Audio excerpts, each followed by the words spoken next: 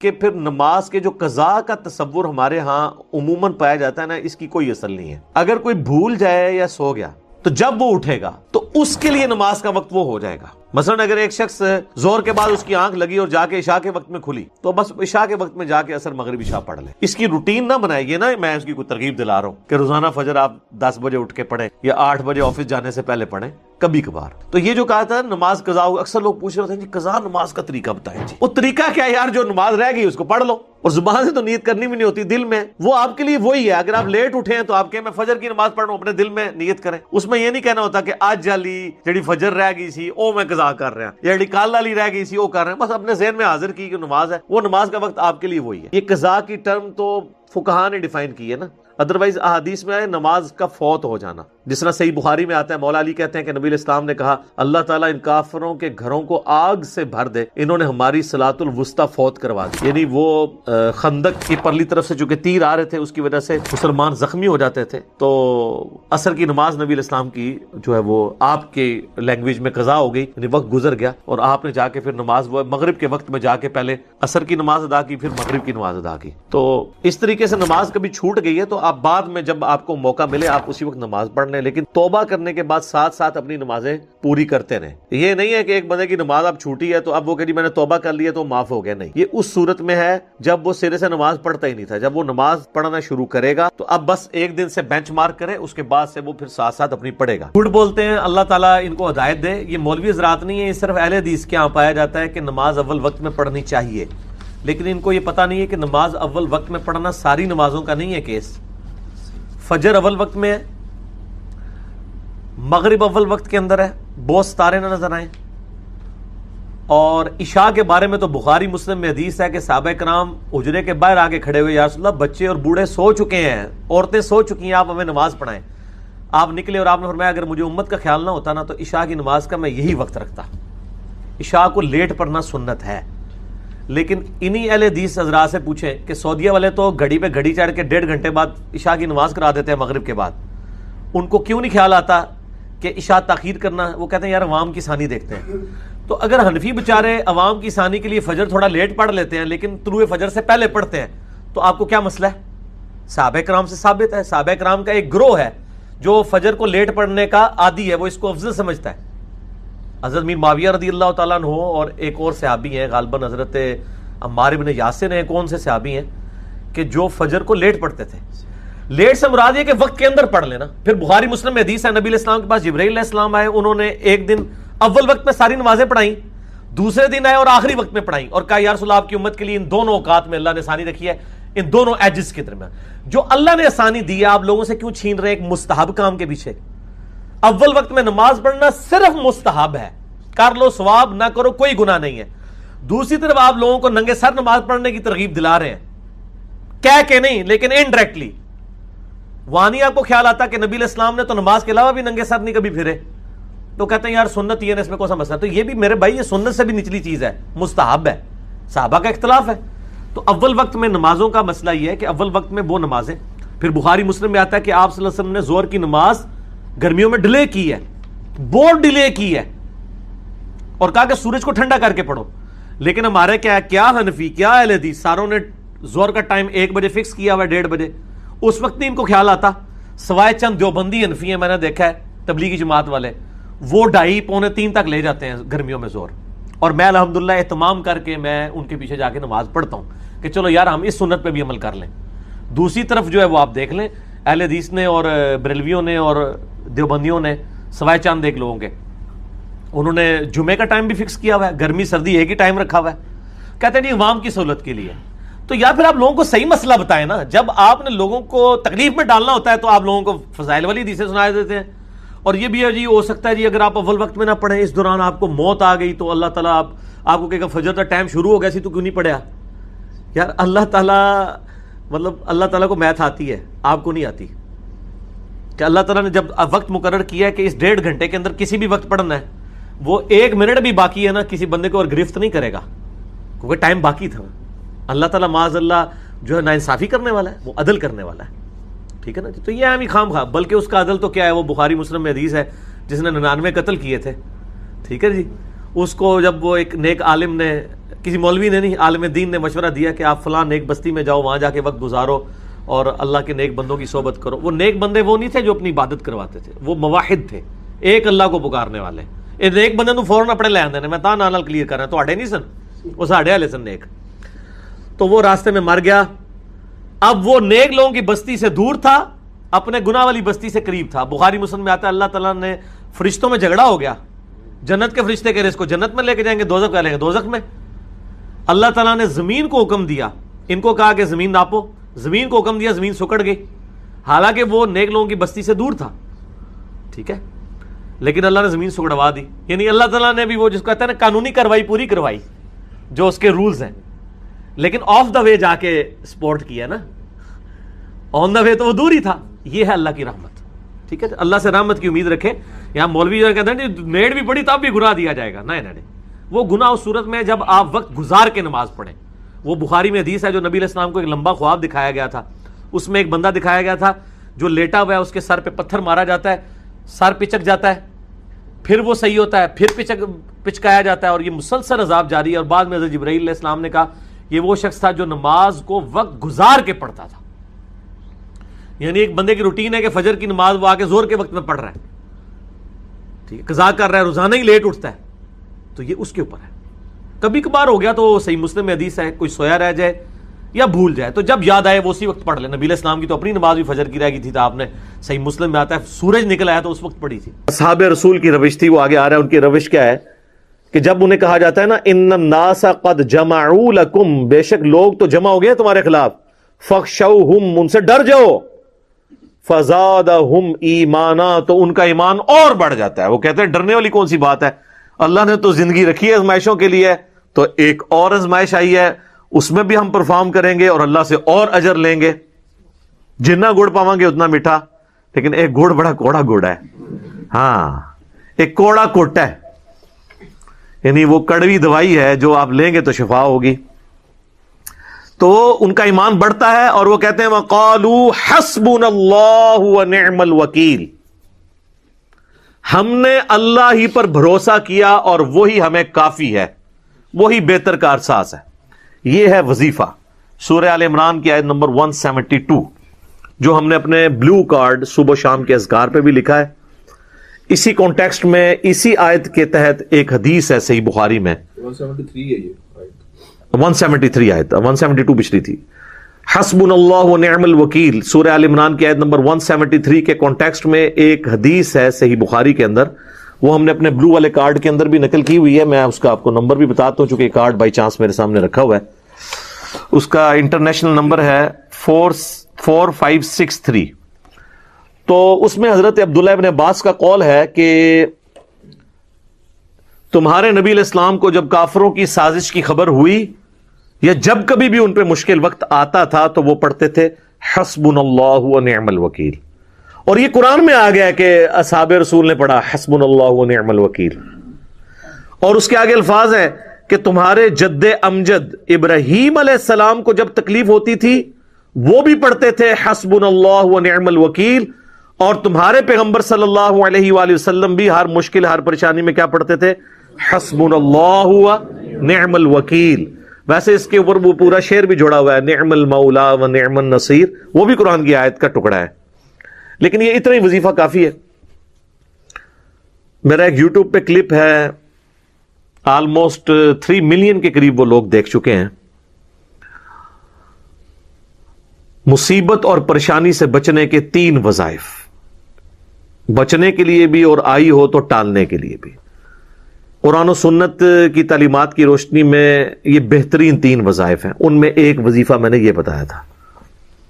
دوسرا وظیفہ لا الہ الا انت سبحانک انی کنت من الظالمین، جو سورۃ الانبیاء میں حضرت یونس علیہ السلام کی دعا آئی اور اس میں آگے الفاظ ہیں کذالک ننجی المؤمنین، ہم مومنین کو بھی نجات دیں گے جو ان الفاظ کے ساتھ ہماری طرف متوجہ ہوگا. حتیٰ کہ سورہ الصافات میں چل کر آگے آئے گا پارہ نمبر 23 میں کہ اگر یونس ہماری تسبیح نہ کرتے نا مچھلی کے پیٹ میں ان الفاظ کے ساتھ تو وہ پھر مچھلی کے پیٹ سے اسی دن نکلتے جس دن مردے اپنی قبروں سے نکالے جائیں گے. یعنی قیامت تک مچھلی کے پیٹ میں رہتے, مچھلی کا پیٹ ان کی قبر بن جاتی. یعنی اللہ کا اتنا غصہ تھا, عتاب تھا ان کی اجتہادی خطا کی وجہ سے, لیکن وہ سارا غصہ جو ہے وہ ٹھنڈا ہو گیا ایک دعا کے اوپر, لا الہ الا انت سبحانک. اور بڑی ڈپلومیٹک دعا ہے یہ, اس کے الفاظ پہ غور کریں. اے اللہ تیرے سوا کوئی معبود نہیں, انت سبحانک, تو تو پاک ہے, تجھ سے تو غلطی ہوتی ہی نہیں نا. انی کنت من الظالمین, میں تو انسان ہوں, میں تو غلطیاں کروں گا, تو مجھے معاف کر دے. کیسی زبردست بات ہے کہ جب میں انسان ہوں تو پھر مجھ سے غلطی ہوگی نا, تو تو پاک ہے. تو یہ چیز اللہ کو اتنی عاجزی پسند آئی کہ اس میں الفاظ ہیں سورہ انبیاء میں, کذالک ننجی المؤمنین, ہم مومنین کو بھی نجات دیں گے اسی طریقے سے جو اس وظیفے کے ساتھ ہماری طرف متوجہ ہوا. 2 وظیفے ہو گئے. اور جامعہ ترمذی میں حدیث ہے اسی کانٹیکسٹ میں کہ جو بھی یونس کی دعا کے ساتھ اللہ کی طرف متوجہ ہوا تو اللہ تعالیٰ اسے کبھی محروم نہیں لوٹائے گا. اور وہ یہ دعا ہے, لا الہ الا انت سبحانک انی کنت من الظالمین. اچھا, یہ جتنے وظائف بتائے جاتے ہیں نا, اس میں آپ نے اللہ کی حمد کرنی ہے, دروشی پڑھنا ہے, اس کے بعد یہی دعا مانگنی ہے, اور ذہن میں آپ نے اپنے پرابلم کو رکھنا ہے, اللہ تعالیٰ مسئلہ حل کر دے گا. یہ پوچھ رہے ہوتے ہیں جی 1.25 لاکھ دفعہ آیت کریمہ دی تسبیح کڈنی ہے. نہیں یار, 1.25 لاکھ نہیں, 1 دفعہ بھی پڑھ لو بہت ہے دل نہ, اور ذہن میں ہو کہ واقعی آپ اللہ تعالیٰ کے اس وعدے کو یاد کر رہے ہیں, کذالک ننجی المؤمنین, اسی طریقے سے ہم تمہیں بھی اہل ایمان نجات دیں گے. اور تیسرا وظیفہ ہے یا حی یا قیوم برحمتک استغیث. یہ جامعہ ترمذی میں ہے, اس کی سند کمزور ہے, لیکن اس کی صحیح سند المستدرک للحاکم کے اندر ہے. اسی لیے مشکات کی تحقیم کے دوران شیخ زبیر صاحب نے اس کے فٹ نوٹ پہ اس کا ریفرنس بھی دیا ہے کہ اللہ کے محبوب صلی اللہ علیہ وآلہ وسلم پر جب بھی مصیبت اور پریشانی آتی تھی تو آپ پڑھتے تھے یا حی یا قیوم برحمتک استغیث, اے خود سے زندہ ہر چیز کو تھامنے والے, میں تیری رحمت کے ساتھ تیری مدد کا سوال کرتا ہوں. اس کی ایک اور صحیح سند سنن نسائی الکبریٰ کا جو چیپٹر ہے نا, عمل الیوم واللیلہ, اس میں بھی موجود ہے صبح شام کے اذکار میں. اچھا, سب سے پہلا بلو کارڈ پتہ ہے آپ کو کس نے لکھا ہے؟ یہ صبح شام کے اذکار والا امام نسائی نے, اس کو ٹاپک بنا کے. ویسے تو صبح شام کے اذکار اس سے پہلے احادیث کی کتابوں میں موجود تھے, کتاب الاذکار کے چیپٹر کے ساتھ یا کتاب الدعا کے چیپٹر کے ساتھ, لیکن لہذا سے ایک بک جس میں صبح شام کے نبی الاسلام کے معمولات جمع کیے جائیں, یہ پہلی دفعہ اس امت میں امام نسائی نے کتاب لکھی, عمل الیوم واللیلہ, جو چیپٹر ہے سنن نسائی الکبریٰ کا, جس کا ایک اور چیپٹر ہے خصائص علی, ایک اور چیپٹر ہے فضائل صحابہ, ایک اور چیپٹر ہے وفات النبی, سنن نسائی الکبریٰ, جس میں آلموسٹ 12,000 کے قریب احادیث ہیں. ایک سورہ ہے جو یہاں رکھی ہوئی ہے, یہ اسی کی تلخیص ہے, اس میں آلموسٹ 5,500 کے قریب احادیث ہیں, اس میں 12,000 کے قریب ہے. تو اس کے اندر بھی یہ وظیفہ موجود ہے, یا حی یا قیوم برحمتک استغیث. استغیث الف کے ساتھ پڑھیں گے تو یہ سنگولر کا صیغہ ہوگا, اور نون کے ساتھ پڑھیں گے نا نستغیث تو یہ جمع کا صیغہ ہو جائے گا. تو دونوں درست ہیں. ویسے جب اب میں لیکچر دے رہا ہوں نا, یا کوئی شخص دعا کروا رہا ہے, وہ سنگولر کے صیغوں میں بھی جب دعا کروائے گا نا اور سننے والے آمین کہیں گے نا تو آٹومیٹکلی وہ شامل ہو جائیں گے. یعنی جس طرح دعا ہے اللہم اجرنی من النار, آمین, تو جو آمین کہے گا وہ اس میں شامل ہو جائے گا, حالانکہ میں نے سنگولر کے صیغوں سے کی ہے. اگر میں ایسے پلورل کا صیغہ لوں گا تو اللہم اجرنا من النار, تو وہ پھر جمع کا صیغہ ہو جائے گا. تو یہ ضروری نہیں ہوتا جمع کا صیغہ بولنا ہے, سنگولر کا صیغہ بھی بولا جائے اور اس کے اوپر سننے والے آمین کہیں تو اس میں شامل ہوتے ہیں. اسی لیے بعض محدثین کے نزدیک یہ پریفریبل ہے کہ جو سنت دعائیں ہیں نا ان کو آپ سنگولر کے صیغے سے ہی پڑھیں, چونکہ نبی الاسلام نے اس سے پڑھی ہے, الا یہ کہ جو جمع کے صیغے سے ہو. جیسے یہ جو دعا ہے بخاری مسلم دونوں میں حدیث ہے کہ نبی الاسلام کی اکثر دعا ہوتی تھی, اللہم ربنا آتینا فی الدنیا حسنہ وفی الآخرۃ حسنۃ وقنا عذاب النار. یہ جمع کے صیغے سے ہے, لیکن کئی ایک دعائیں سنگولر صیغے سے. ایون آپ دیکھیں گے عرب ملکوں کے اندر نا یہ جو حضرت یونس علیہ السلام کی دعا ہے نا, اس کو وہ خود سے جمع کے صیغے میں پڑھ دیتے ہیں, لا الہ الا انت سبحانک انا کننا من الظالمین. ویسے تو لفظ کیا ہے؟ انی کنت من الظالمین، یہ سنگولر کا صیغہ ہے. ٹھیک ہے، تو اس کو جمع کرنے کا ہوگا انا کننا، وہ ہے انی کنت، یہ ہے انا کننا من الظالمین. لیکن ضرورت نہیں ہے، آپ جب سنگولر کے صیغے سے پڑھیں گے، سننے والے آمین کہہ رہے ہیں تو وہ خود بخود اس میں شامل ہو جائیں گے. البتہ صیغوں کو آپ جمع میں خود سے کنورٹ کریں تو یہ بھی ہمارے صحابہ کرام علیہم رضوان کی سنت ہے. جس طرح صحیح ابن خزیمہ کے اندر آتا ہے کہ حضرت تمیم داری اور ابی ابن کعب کی جب ڈیوٹی لگی نا صلاۃ اللیل، قیام اللیل کروانے کی، اور وہ جب وطر پڑھا کرتے تھے نا رمضان میں، تو وطر کی دعا وہ جمع کے صیغوں سے پڑھتے تھے. ویسے جو دعا آئی ہے ترمذی میں وہ کون سی ہے؟ اللہم اہدنی فی من ہدیت وعافنی فی من عافیت.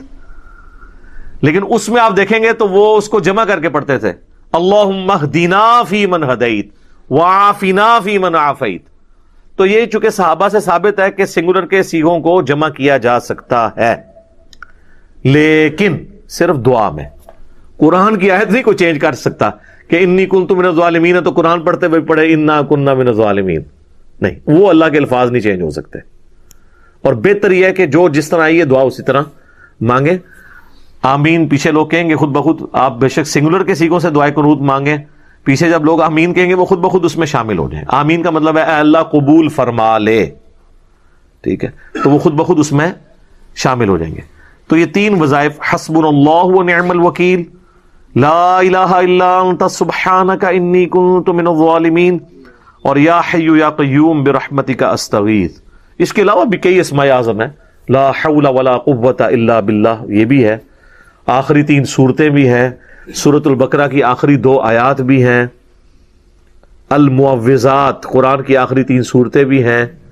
وہ تو بہت زیادہ وظائف موجود ہیں. اور یہ سارے کے سارے وظائف کرنے ضروری نہیں ہوتے، آپ چاند ایک بیچ میں سے کر لیں تو وہ اللہ تعالیٰ نے آسانی رکھی ہوئی ہے، آپ کریں تو آپ کو انشاءاللہ اس کی برکات حاصل ہوں گی. اللہ تعالیٰ فرما رہے ہیں کہ ہم ان کے گھر بھی چاندی کے بنا دیتے، ان کے گھروں کی سیڑھیاں بھی چاندی کی بنا دیتے. وَلِبُيُوتِهِمْ أَبْوَابًا وَسُرُرًا عَلَيْهَا يَتَّكِئُونَ، اور ان کے گھر کے دروازے بھی چاندی کے بنا دیتے، اور ان کے وہ تخت بھی جن پر وہ تکیہ لگائے بیٹھے ہیں وہ بھی چاندی کے بنا دیتے. وَزُخْرُفًا، اور یہ سب چیزیں سونے کی بھی بنا دیتے. یہی لفظ ہے زخرف جس کی وجہ سے اس سورت کا نام سورہ الزخرف ہے. اللہ تعالیٰ فرماتا ہے اگر اس بات کا ڈر نہ ہوتا کہ سب کے سب لوگ ہی کافر ہو جائیں گے، کافروں کی جو شاہانہ زندگی کو دیکھ کر، تو ہم جتنے کافر ہیں ان کے گھر چاندی کے بنا دیتے، ان کے گھروں کے دروازے چاندی کے بنا دیتے، ان کے گھروں کی سیڑھیاں چاندی کی بنا دیتے، ان کے تخت چاندی کے اور سونے سے یہ ساری چیزیں بنا دیتے. کافروں کو ہم سونا چاندی سے مالا مال کر دیتے. اگر ہمیں یہ ڈر نہ ہوتا کہ کافروں کی یہ شان دیکھ کے ساری کافر ہو جائیں گے. اندازہ کریں. وَإِن كُلُّ ذَلِكَ لَمَّا مَتَاعُ الْحَيَاةِ الدُّنْيَا، اور یہ سب کی سب رونق والی چیزیں سونا اور چاندی دنیا کی زندگی کا سامان ہے. وَالْآخِرَةُ عِنْدَ رَبِّكَ لِلْمُتَّقِينَ، اور آخرت تو تمہارے رب کے ہاں پرہیزگاروں کے لیے ہے، خدا سے ڈرنے والوں کے لیے، خدا کی شناخت رکھنے والوں کے لیے. یہ بڑی اہم ترین آیات ہیں. اللہ تعالیٰ فرماتا ہے کہ اگر ہمیں اس بات کا ڈر نہ ہوتا کہ کافروں کے سونا چاندی سے بنے ہوئے مکانات، سیڑھیاں، دروازے اور یہ تخت، یہ چیزیں دیکھ کے سب لوگ کافروں سے متاثر ہو کر کافر نہ ہو جاتے، تو ہم کافروں کو یہ سب کچھ عطا کرتے. یعنی اتنی بڑے لیول کی آزمائش ڈال دیتے کہ اہل ایمان پہ یہ آزمائش ڈالتے کہ اب بتاؤ اللہ کی طرف آنا ہے کہ شیطان کی طرف. تو ڈر یہ تھا کہ کافروں کی یہ شان دیکھ کے سب شیطان کا راستہ اختیار کر لیتے کہ اے جہاں مٹھا اگلا کس نے ڈٹھا، یعنی یہ دنیا کی لذتوں سے فائدہ اٹھاؤ، آخرت کس نے دیکھی ہے. تو اس چیز کا ڈر تھا. اس کے بغیر ہی لوگ رحمان سے غافل ہو چکے ہیں. آج کسی کے پاس دولت ہے تو لوگ کہتے ہیں دیکھیں جی اللہ کا بڑا فضل ہے اس کے اوپر، کوئی دنیاوی منصب ہے اس کو وہ اللہ کا فضل سمجھ رہے ہوتے ہیں، حالانکہ یہ ضروری نہیں، فضل ہو بھی سکتا ہے اگر حضرت ابوبکر عمر عثمان و علی والی خلافت ہو، اور یہ اللہ تعالیٰ کی طرف سے آزمائش ہو سکتی ہے اگر جو ہے وہ آل امیہ اور آل عباس جیسی خلافت ہو، سو کالڈ یا ملوکیت۔ تو ان آیات کی روشنی میں میرے بھائیوں یہ بات کھل کے سامنے آ گئی کہ اللہ تعالیٰ نے دنیا میں جس کو بھی کوئی مال و متاع دیا ہے تو وہ دنیا کی زندگی کے برتنے کا سامان ہے، اس کی بنیاد پہ اس کی آخرت کا فیصلہ نہیں ہونے والا۔ صحیح بخاری میں حدیث ہے، نبی صلی اللہ علیہ وآلہ وسلم نے فرمایا دو چیزیں ایسی ہیں جس کے بارے میں اکثریت انسانوں کی اکثریت غافل ہے، ایک صحت اور دوسری فرصت، یعنی اس کو انڈر ایسٹیمیٹ لوگ کرتے ہیں۔ صحت تو کسی وقت بھی جا سکتی ہے، تو جب تک صحت ہے اللہ تعالیٰ کو رسپانس کر لیا جائے، اور فرصت یعنی ٹائم کی اویلیبلٹی اس کو بھی لوگ یعنی ضائع کرتے ہیں۔ پھر صحیح مسلم میں حدیث ہے، آپ صلی اللہ علیہ وآلہ وسلم نے فرمایا کہ دنیا اور آخرت کی مثال اس طرح ہے جیسے کوئی سمندر میں انگلی ڈبوئے، اس کے ساتھ جو پانی لگتا ہے وہ دنیا کی زندگی ہے، اور سمندر انفینٹ انلمیٹڈ آخرت کی زندگی ہے۔ یہ حدیث بھی آپ کو اس چیپٹر میں مل جائے گی۔ ایک اور حدیث ہے صحیح مسلم کی کہ آپ صلی اللہ علیہ وآلہ وسلم ایک دفعہ صحابہ کرام علیہم رضوان کو لے کر مدینہ شریف سے باہر نکلے، ایک گندگی کے ڈھیر کے پاس کھڑے ہوئے جہاں پہ ایک گلی سڑی بکری تھی، بکری کا بچہ مرا پڑا ہوا تھا۔ آپ صلی اللہ علیہ وآلہ وسلم نے فرمایا تم میں سے کوئی شخص 1 درہم کے بدلے سے خرید لے گا؟ صحابہ نے کہا یا رسول اللہ کبھی نہیں ہم خریدیں گے۔ تو آپ نے فرمایا اللہ تعالیٰ کے نزدیک پوری دنیا اور جو کچھ اس کے اندر ہے اس کی اہمیت اس گلی سڑی بکری جتنی بھی نہیں ہے جسے تم 1 درہم میں خریدنا پسند نہیں کرو گے۔ اللہ تعالیٰ یعنی تم اسے پسند نہیں کر رہے، اللہ کے نزدیک دنیا اس سے بھی زیادہ حقیر ہے جس کے اوپر لوگ مرتے ہیں۔ پھر آپ صلی اللہ علیہ وآلہ وسلم نے فرمایا، صحیح مسلم میں یہ حدیث ہے کہ انسان کہتا ہے میرا مال میرا مال میرا مال، پھر آپ نے وہ سورہ تکاثر پڑھی، الہاکم التکاثر حتی زرتم المقابر، تمہیں مال کی کثرت کی طلب نے خسارے میں ڈال دیا یہاں تک کہ تم نے قبروں کا منہ دیکھ لیا، ان قریب تم جان جاؤ گے، ان قریب تم جان جاؤ گے۔ یعنی جب قیامت آئے گی کہ مرتے ہی قیامت قائم ہو جائے گی، اور پھر قیامت والے دن تم سے اللہ تعالیٰ نے جو نعمتیں دی ہیں ثم لتسألن یومئذ عن النعیم، ان نعمتوں کے بارے میں پرسش ہوگی۔ تو صحیح مسلم کے الفاظ ہیں، آپ صلی اللہ علیہ وآلہ وسلم نے فرمایا انسان کہتا ہے میرا مال میرا مال میرا مال، حالانکہ اس کا مال تو وہ ہے جو اس نے کھا لیا یا پہن کر بوسیدہ کر دیا، باقی جو کچھ بچ گیا وہ تو اس کے وارثوں کا مال ہے جو اس کے مرنے کے بعد بانٹیں گے۔ پھر بخاری اور مسلم دونوں میں یہ حدیث موجود ہے، آپ صلی اللہ علیہ وآلہ وسلم نے فرمایا ابن آدم کے پاس اگر سونے کی 2 وادیاں ہوں تو وہ تمنا کرے گا میرے پاس تیسری بھی آ جائے، اس کا پیٹ صرف قبر کی مٹی بھرے گی۔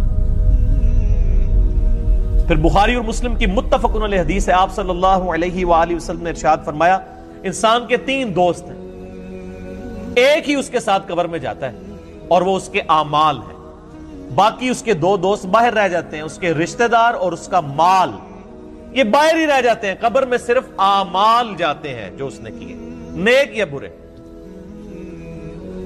پھر صحیح مسلم کی حدیث ہے کہ دنیا کی زندگی مومن کے لیے قید خانہ ہے اور کافر کے لیے جنت ہے۔ جو دنیا میں جنتیوں والی زندگی گزار رہا ہے وہ سمجھ لے کہ اس کی آخرت سٹیک پہ لگی ہوئی ہے۔ یہ ممکن ہی نہیں ہے کہ آپ دوویں جانے مٹھے باؤ، یہ تو ہو ہی نہیں سکتا نا۔ یعنی دنیا کی کاسٹ پہ ہی آپ کو آخرت ملنی ہے، جو سورہ توبہ میں آیا کہ ہم نے مومنین کی جانیں اور مال جنت کے عوض خرید لیے ہیں، جان بھی خرید لی مال بھی خرید لیا، تب جنت دیں گے، سورہ توبہ میں آتا ہے۔ تو یہ بڑا مشکل معاملہ ہے، اس کے اوپر فی البدی مجھے یعنی بے شمار احادیث یاد ہیں۔ اس کے علاوہ صحیح مسلم میں ایک حدیث ہے کہ آپ صلی اللہ علیہ وآلہ وسلم نے فرمایا اللہ تعالیٰ نے دوزخ کو شہوات سے ڈھانپ رکھا ہے، دنیا کی لذتوں سے، اور جنت کو ڈھانپ رکھا ہے ناگوار چیزوں سے، یعنی دنیا کی پریشانیاں، مصیبتیں۔ یہ صحیح مسلم میں حدیث ہے، اور اس کی ایکسپلینیشن ہے ابو داؤد میں، ترمذی میں اور سنن نسائی کے اندر، کہ آپ صلی اللہ علیہ وآلہ وسلم نے ارشاد فرمایا کہ جب اللہ تعالیٰ نے جنت کو پیدا فرمایا تو حضرت جبرائیل علی نبینا علیہ الصلوۃ والسلام سے کہا کہ جاؤ جبرائیل جنت دیکھ کے آؤ۔ دیکھ کے آئے، اللہ نے فرمایا کیسا پایا جنت کو؟ کہا یا اللہ بڑی خوبصورت ہے، مجھے نہیں لگتا کہ کوئی شخص بھی ایسا ہوگا جو اس جنت میں جانے کی کوشش نہ کرے، تو تن من دھن لٹا دے گا۔ اللہ نے فرمایا اچھا ایڈا ہی سوکھ ہے، اے بریکٹ اچ۔ پھر اللہ تعالیٰ نے جنت کو دنیا کی ناگوار چیزوں سے ڈھانپ دیا، یعنی دنیا میں تکلیف آئیں گی، پریشانیاں آئیں گی، پھر شریعت کی پابندیاں، حلال و حرام کا فرق کرنا، نمازوں کی پابندی، حقوق العباد کا خیال رکھنا، کتنی تکلیف ہے۔ روزانہ 5 وقت کی نماز پڑھنا کوئی آسان کام؟ ان ساری چیزوں سے اللہ تعالیٰ نے نا جنت کو گھیر دیا، یعنی جو یہ ہرڈلز، آبسٹیکلز یہ کراس کرے گا وہ جنت تک پہنچے گا۔ اور جبریل سے کہا ذرا آپ جنت کو دیکھ کے آؤ نا، وہ دیکھ کے آئے نا، ان کا یا اللہ مجھے نہیں لگتا کوئی بندہ جنت میں پہنچنے میں کامیاب ہوگا۔ ایڈے کڑگے لا چھڑے نے، ان پنجابی کہتے ہیں کڑگا، آنکڑے لگا دیے پہنچنے کے لیے، اتنی ہرڈلز، اتنی آبسٹیکلز، مجھے نہیں لگتا کوئی جنت میں پہنچنے میں کامیاب ہوگا۔ یہ حضرت جبرائیل فرشتوں کا سردار کہہ رہے ہیں۔ پھر اللہ نے فرمایا اچھا ذرا دوزخ کو دیکھ کے آؤ، جہنم کو دیکھ کے کہا یا اللہ اتنا سخت عذاب، مجھے نہیں لگتا کہ کوئی بندہ ایسے عمل کرے کہ وہ دوزخ میں جانے کے لیے کوشش کر رہا ہو۔ توبہ توبہ توبہ، ایڈا سوکھ ہے۔ اللہ تعالیٰ نے فرمایا تھوڑی دیر کے لیے، یعنی ان کو سٹے کروا کے، اور دوزخ کو ڈھانپ دیا دنیاوی شہوات سے، دنیا کی لذتوں سے، اور فرمایا اب جا کے ذرا دیکھو۔ جبرائیل علیہ السلام جب دوبارہ گئے دوزخ کو دیکھنے کے لیے، کہ دوزخ تو ہر بندہ ہی پہنچ جائے گا سلپ ہو کے، اتنی زیادہ یعنی اللہ تعالیٰ نے اس کے گرد لالچیں رکھی ہوئی ہیں، دنیا کی ساری آسائشیں، دنیا کی ساری لذتیں، دنیا کی ساری عیاشیاں، یہ گھیر گار کے انسان کو دوزخ میں لے جانے والی۔ تو جبرائیل علیہ السلام نے کہا یا اللہ مجھے نہیں لگتا کہ اب کوئی شخص دوزخ سے بچ پائے گا، تو نے ایسے ہی معاملات کر دیے کہ لگتا ہے سارے ہی دوزخ میں چلے جائیں گے۔ یعنی وہ جبرائیل جو تھوڑی دیر پہلے ایک سٹیٹمنٹ دے رہے تھے 180 ڈگری بدل گئی۔ کیوں بدل گئی؟ کیونکہ جبرائیل علیہ السلام نے طارق جمیل صاحب کے لیکچرز نہیں سنے ہوئے تھے۔ میرے بھائیوں خدا بڑا ڈاڈا ہے، خدا کا کبھی ایک رخ بیان نہ کرے۔ یہ یعنی میں نے گھر تو نہیں، یہ ساری حدیثیں بخاری مسلم سے ہیں، یہ کوئی قصہ کہانیاں تو نہیں صوفیاء کی کتابوں کی لکھی بھی میں بیان کر رہا ہوں، یہ بخاری مسلم بیان کر رہا ہوں۔ یہی وجہ ہے صحیح بخاری میں حدیث ہے، نبی صلی اللہ علیہ وآلہ وسلم ایک چوراہے کے پاس سے گزرے، کچھ صحابہ کہہ کے لگا رہے تھے، ہنس رہے تھے، آپ رک گئے۔ آپ نے فرمایا جو کچھ میں جانتا ہوں اگر تم جانتے ہوتے تو بہت کم ہنستے، زیادہ رویا کرتے۔ وہ آج مجھے ایک بھائی پوچھ رہے تھے، جی وہ طارق جمیل صاحب کہتے ہیں کہ آج کل کچھ نوجوان مبلغین ہیں، انہوں نے لوگوں کو یعنی خدا سے دور کر دیا، ایک تھانے دار کا کانسیپٹ دیا ہے خدا کے بارے میں۔ یہ تھانے داری والا معاملہ نہیں ہے میرے بھائیوں، یہ خدا کا وہ تعارف ہے جو قرآن کے اندر ہے، جو اللہ کے محبوب صلی اللہ علیہ وآلہ وسلم نے ہمیں کروایا ہے۔ پورے قرآن کے اندر قرآن کا جو مزاج ہے اس میں کہیں یہ بات نہیں آئی ہے کہ آپ اللہ کے نافرمان ہو اور ڈٹے رہیں اور اللہ معاف کر دے گا، ناٹ ایٹ آل۔ ہمیشہ یہ ہے کہ جس شخص نے اللہ کی طرف رجوع کیا، توبہ کی، اپنی اصلاح کی، پھر اللہ تعالیٰ کو غفور رحیم پاؤ۔ یعنی اس کے اوپر درجنوں آیات ہیں، میں نے مسئلہ نمبر 18 توبہ اور گناہ کبیرہ کے اوپر، اس میں یہ ساری آیات ڈسکس کی ہیں، جسے شوق ہے تو وہ دیکھ لیں۔ تو یہ بڑا کریٹیکل ایشو ہے۔ لیکن اس کے بعد پھر موجیں ہی موجیں ہیں جی۔ صحیح مسلم میں ایک حدیث ہے، اللہ تعالیٰ قیامت والے دن ایک ایسے شخص کو بلائے گا جس نے دنیا میں بڑی عیاشی کی زندگی گزاری ہوگی، لیکن اللہ تعالیٰ کو رسپانس نہیں کیا ہوگا۔ اللہ تعالیٰ فرمائے گا فرشتوں ذرا اس کو پکڑ کے ایک دوزخ کا پھیرا لگواؤ نا، ایک کی پھیرا، کہنا نا ایک پھیرا لگے گا، ایک پھیرا لگے گا نا۔ اللہ تعالیٰ اس کو بلا کے پوچھے گا ہاں بھائی کوئی دنیا میں تو نے آسائش کا دن گزارا؟ کہے گا یا اللہ تیری عزت کی قسم میں نے دنیا میں کبھی آسائش نہیں پائی، حالانکہ پوری زندگی عیاشی گزری ہے، لیکن دوزخ کا ایک پھیرا وہ سارا نشہ کافور کر دے گا، سارے کا سارا نشہ۔ ابھی آپ دیکھ لیں نا، عیاشی کی زندگی ہوتی ہے، جیسے ہی جناب گردے فیل ہوتے ہیں، شوگر ہو جاتی ہے، وہ جناب کل میں وہ پرویز مشرف صاحب کی ایک آن لائن ان کو لیا ہوا تھا صحافی نے، وہ تو لگ ہی نہ تھا، وہ مشرف ہے، اس کی تو آواز ہی نہیں تھی نکل رہی، کس طرح مکے لہراتا تھا، اور اب مجھے تو پہلے لگا شاید کوئی عورت بول رہی ہے، پھر میں نے غور سے دیکھا، میں نے کہا تو مشرف صاحب ہے، آواز بھی بیٹھ گئی۔ یہ وقت کے ساتھ ہر چیز کافور ہو جاتی ہے۔ تو اور پھر اسی مسلم شریف کی حدیث میں آتا ہے کہ اللہ تعالیٰ کہے گا کہ اس شخص کو بلاؤ جس نے دنیا میں بڑی مفلسی کی زندگی گزاری لیکن مجھے رسپانس کیا، اور فرشتوں ذرا اسے ایک جنت کا پھیرا لگاؤ نا۔ وہ ایک پھیرا لگوائیں گے نا، پھر اللہ پوچھے گا اوہ دنیا میں کوئی تکلیف دیکھی؟ کہے گا یا اللہ تیری عزت کی قسم کوئی تکلیف نہیں دیکھی۔ اگر یہ ہمیشہ کی کامیابیاں مجھے ملنی تھی تو وہ تکلیف ہی بھول جائے گا۔ دنیا میں بھی ایسا ہی ہوتا ہے کہ انسان کو جب اپنی محنت کا پھل ملتا ہے تو انسان کو وہ، یعنی میں اکثر کہتا ہوں کہ ہم یونیورسٹی لائف کے اندر کتنی مشکل سے پڑھتے تھے، میکینیکل انجینئرنگ کے دوران پوری رات جاگ کے فجر پڑھ کے سویا کرتے تھے، آج ہمیں یاد بھی نہیں ہے کہ ہم نے وہ 5 سال کس تکلیف میں کاٹے ہوئے، حالانکہ یہ آسائش بھی ختم ہو جانے والی ہے، اصل زندگی تو آخرت کی ہے۔